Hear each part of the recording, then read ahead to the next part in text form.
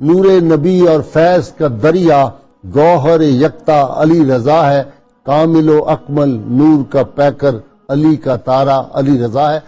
حضرت امام علی رضا علیہ السلام ائمہ اہل بیت اطہار میں سے آپ 8ویں امام ہیں۔ ائمہ اہل بیت اطہار میں سے حضرت مولا علی مرتضیٰ کے بعد ایک نام حضرت امام زین العابدین علیہ السلام کا علی ہے، اور پھر تیسرا نام حضرت امام رضا علیہ السلام کا اصل نام علی ہے، اور آپ کا لقب متعدد القابات میں سے جو معروف ترین لقب ہے وہ آپ کا لقب رضا ہے۔ حضرت امام علی رضا علیہ السلام حضرت امام موسیٰ کاظم کے صاحبزادے ہیں، اور والدہ ماجدہ کا اسم گرامی نجمہ خاتون بھی ہے، اور ایک لقب ان کا ام البنین بھی بیان کیا گیا ہے۔ یہ عقد حضرت امام موسیٰ کاظم علیہ السلام کا ان کی والدہ ماجدہ جو زوجہ ہیں حضرت امام جعفر الصادق علیہ السلام کی، انہوں نے خواب میں دیکھا کہ رسول خدا صلی اللہ علیہ وآلہ وسلم انہیں حکم دے رہے ہیں کہ آپ موسیٰ کاظم کا نکاح جو ہے وہ نجمہ خاتون سے کریں، اللہ تعالیٰ اس سے ایک عظیم شان والا بیٹا عطا فرمائے گا۔ چنانچہ امر رسالت پر یہ نکاح حضرت امام موسیٰ کاظم علیہ السلام کا ہوا، اور اللہ تعالیٰ نے حضرت امام رضا کی صورت میں امام موسیٰ کاظم علیہ السلام کو اپنا روحانی جانشین آپ اللہ رب العزت نے عطا فرمایا۔ یہ وہ گھرانہ ہے جو معدن نور، کان نور، نبی رحمت علیہ السلام سے فیض لے کے کائنات میں تشریف لائے، اور حضرت سیدنا امام علی رضا علی جدہ الکریم علیہ السلام، آپ جب اپنی والدہ ماجدہ کے شکم اطہر میں تھے تو آپ کی والدہ ماجدہ فرماتی ہیں کہ مجھے تب بھی اللہ کی صدائیں آتی تھیں، آپ اس وقت بھی اللہ کا ذکر کیا کرتے تھے۔ اور پھر جب دنیا میں تشریف لائے تو آتے ہی آپ نے سجدے کی جیسی حالت بنائی، یعنی ہاتھ بھی رکھے اور پاؤں بھی رکھے جیسے انسان سجدہ کرتا ہے، تو کچھ الفاظ دہرائے۔ وہ کہتے ہیں کہ وہ الفاظ تو ہمیں نہیں پتا کہ کیا آپ نے پڑھے، لیکن میرا وجدان یہ کہتا ہے کہ آپ نے اس وقت دنیا میں تشریف لا کر اللہ کریم کی بارگاہ میں سجدہ کیا۔ یہ نبی کریم صلی اللہ علیہ وسلم کی مبارک سنت پہ عمل کیا کہ جب میرے نانا کریم تشریف لائے تھے تو انہوں بھی بارگاہ رب العزت میں سجدہ کیا تھا۔ دنیا کا کوئی مسئلہ نہیں ہوتا تھا جو آپ کے پاس لوگ حل کروانے کے لیے نہیں لاتے تھے۔ جب آپ نیشا پور میں تشریف لائے اور دنیا حدیث کے دو بڑے امام، ایک امام ابو زرع جن کو حافظ الحدیث کہا جاتا ہے، اور ایک امام ابو مسلم طوسی، یہ تشریف لائے، اور ان کے ساتھ اس وقت کے بڑے بڑے جلیل القدر محدثین تھے، تو امام پاک اس شان سے آئے کہ آپ ایک بڑے خوبصورت خچر پر سوار تھے، اور آپ کی چھتری نما جیسے گنبد سا بنا ہوتا ہے اس سے آپ کا چہرہ نمبر ڈھکا ہوا تھا، تو اس شان سے آئے۔ جب آپ کی سواری رکی تو محدثین نے عرض کیا کہ حضور سب سے پہلی بات تو یہ کہ ہم آپ چاہتے ہیں کہ آپ چہرہ انور سے پردہ ہٹائیں تاکہ ہم آپ کی زیارت کریں۔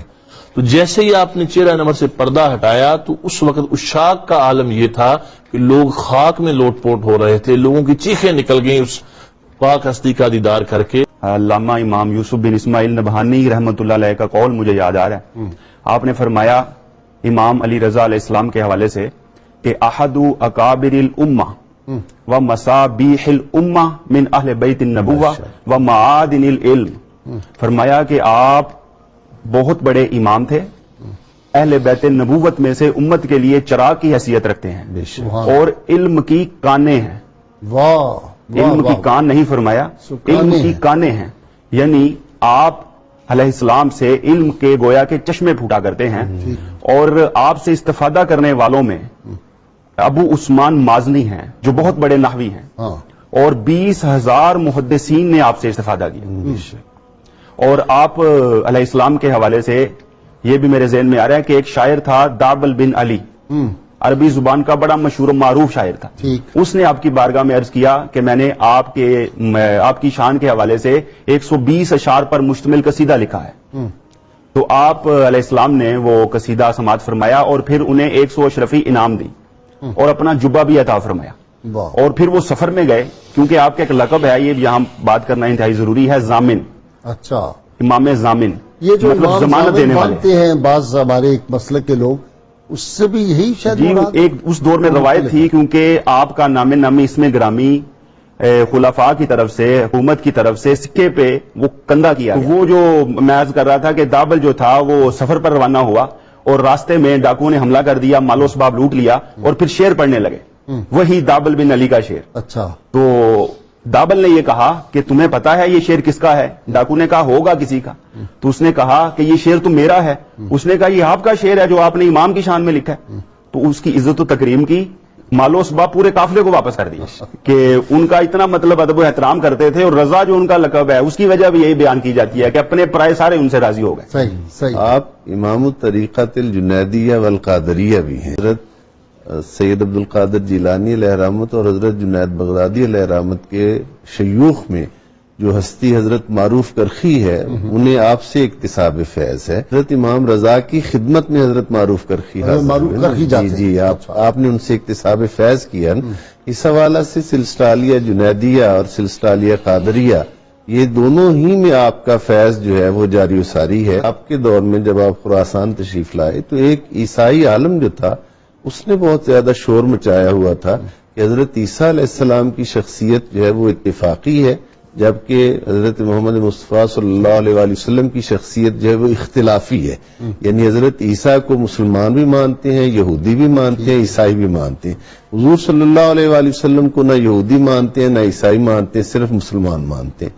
اس پر جب مختلف لوگوں نے اسے دلائل دے کر قائل کرنے کی کوشش کی، لیکن وہ کسی کے قابو میں نہیں آ رہا تھا، تو آپ کی خدمت میں جب اس کو پیش کیا گیا کہ آؤ ہمارے امام سے بات کرو، وہ تمہیں جواب دیں گے، تو جب اس نے یہ بات کی تو آپ نے فرمایا حضرت عیسیٰ علیہ السلام جو ہیں ان کی شان یہ ہے کہ وہ ہمارے رسول صلی اللہ علیہ وآلہ وسلم کے مبشر بن کر تشریف لائے، حضور کی بشارت دینے والے تشریف لائے، اور عیسیٰ وہی ہیں جو اللہ کی بندگی اور عبادت کیا کرتے تھے۔ عیسیٰ کے متعلق کوئی دوسرا تصور کہ وہ خدا تھے یا کچھ اور تھا یہ قطعاً ممکن نہیں ہے۔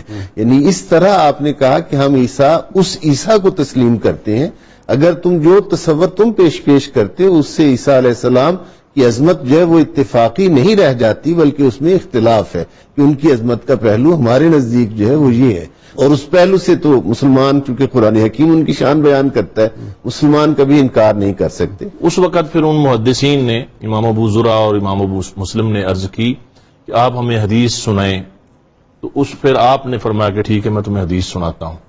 پھر آپ نے وہ روایت شروع فرمائی کہ میں یہ روایت کر رہا ہوں اپنے والد گرامی حضرت سیدنا امام موسیٰ کاظم سے، انہوں نے اس روایت کو لیا ہے اپنے والد گرامی حضرت سیدنا امام محمد باقر سے، انہوں نے اس روایت کو لیا ہے اپنے والد گرامی حضرت سیدنا امام علی زین العابدین سے، انہوں نے اس روایت کو لیا ہے اپنے والد گرامی حضرت سیدنا امام حسین سے، مولا علی سے۔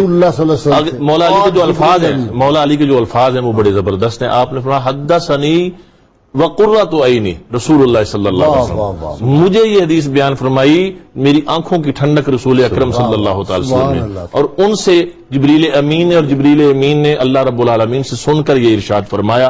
آگے حدیث کے جو الفاظ ہیں کہ یہ کلمہ لا الہ الا اللہ میرا قلعہ ہے جو اس میں داخل ہو گیا وہ محفوظ ہو جائے گا۔